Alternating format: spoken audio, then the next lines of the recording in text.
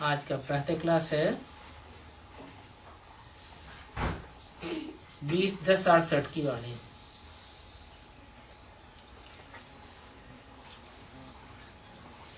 ये वाणी जो सुनाई जा रही है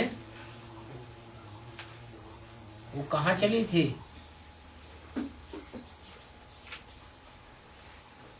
और ये वाणी पहले पहले किसने सुनाई?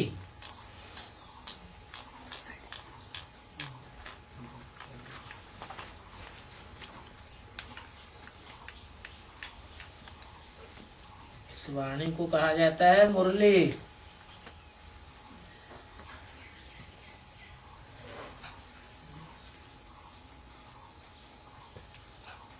कोई को नहीं मालूम? माउंट आबू में कौन बोला? आपसे पूछा जा रहा है।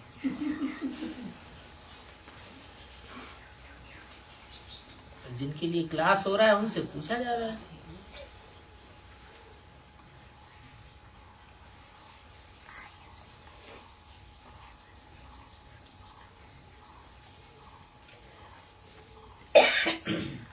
ये वाणी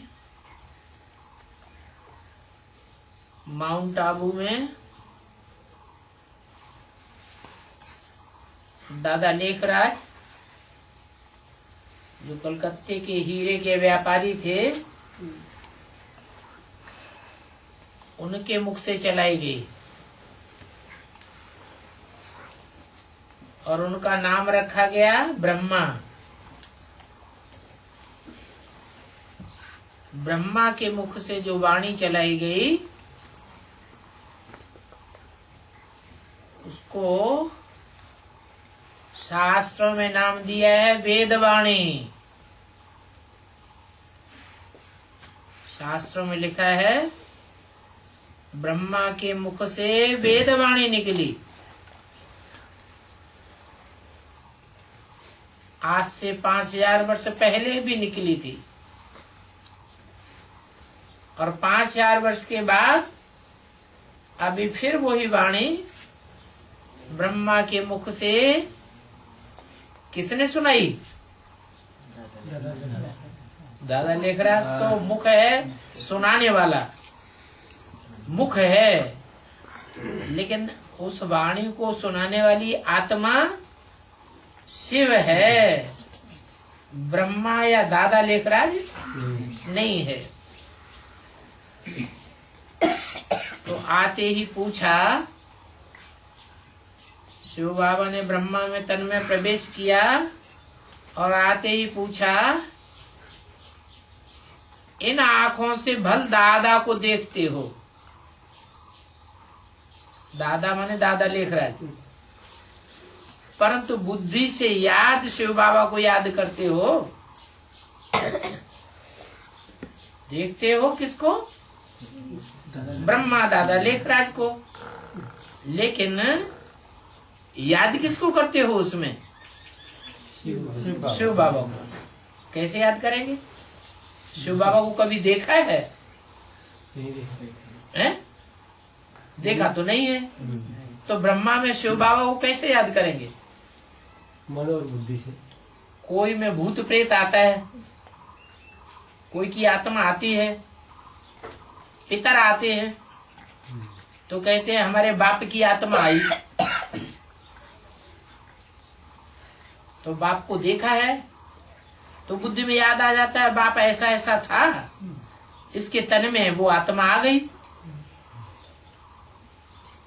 तो शिव बाबा को याद करते हो इसके तन में, तो शिव कैसा है?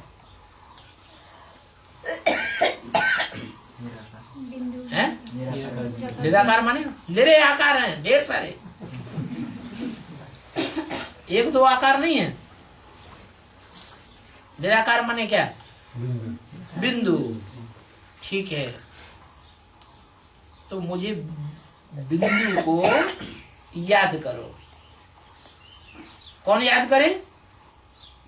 तुम बिंदु बिंदु आत्माएं। हम सब कौन है?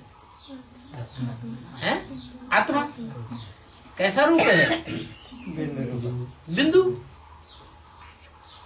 कोई कैसे माने कि बिंदु रूप है? देखने में तो आंखें दिखाई पड़ती, बिंदु कहाँ है?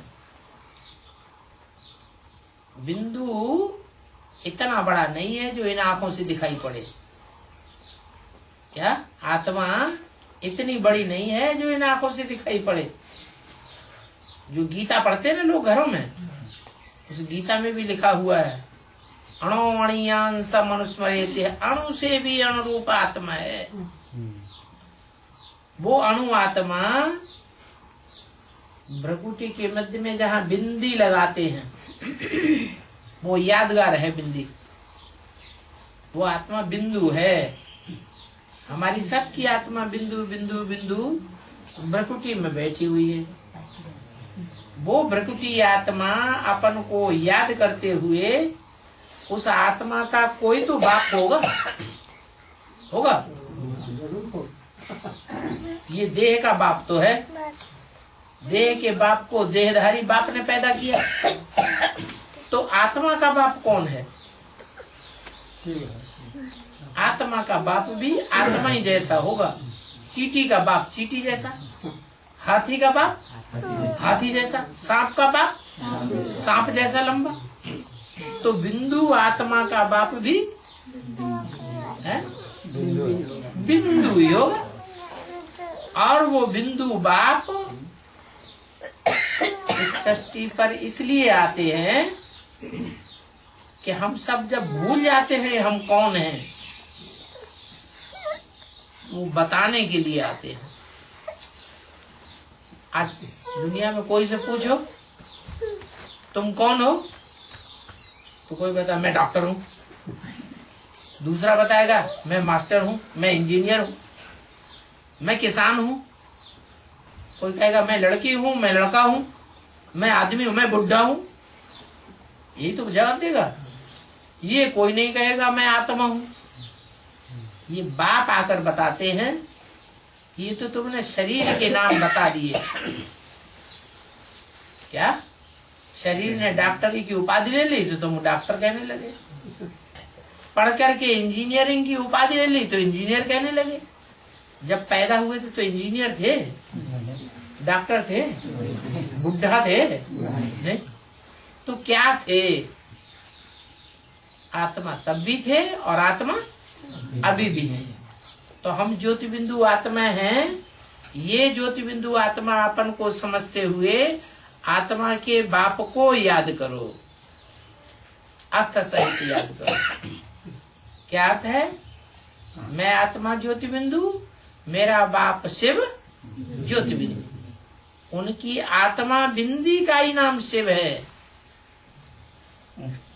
औरों के नाम शरीर ही पर होते हैं। इसके शरीर का नाम कुछ और, इसके शरीर का नाम कुछ और, इसके शरीर का नाम कुछ और। ये शरीर के ऊपर नाम है, लेकिन भगवान का नाम शरीर पर नहीं होता। उनकी आत्मा का नाम किस चीज पर है? उनकी आत्मा का ही नाम है। वो नाम शिव है, वो बिंदु है, वो शरीर नहीं है।